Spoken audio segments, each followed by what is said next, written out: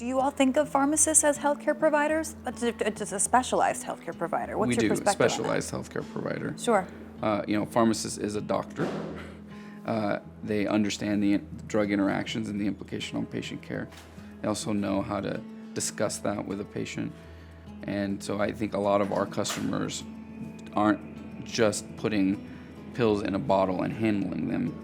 They are, before you even get the pill bottle, they're considering what works best for you.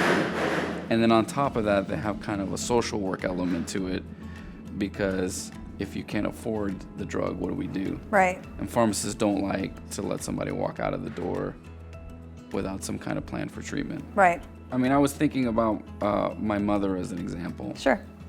My mother is on a heart med, and very recently on a heart med, and it's been changed 4 times.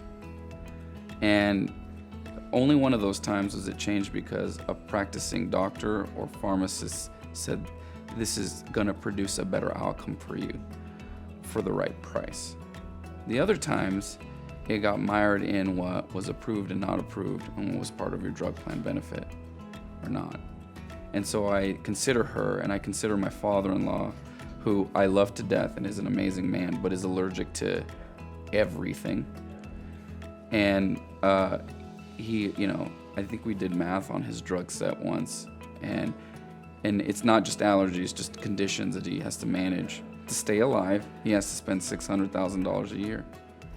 And I think about my goddaughters who both have cystic fibrosis and the amount of money they have to spend to stay alive and breathe. And I think the future is one where you don't have to be successful at making money to be able to live. And we'll get there, but we need to get there by being smart about where we apply our energy and resources.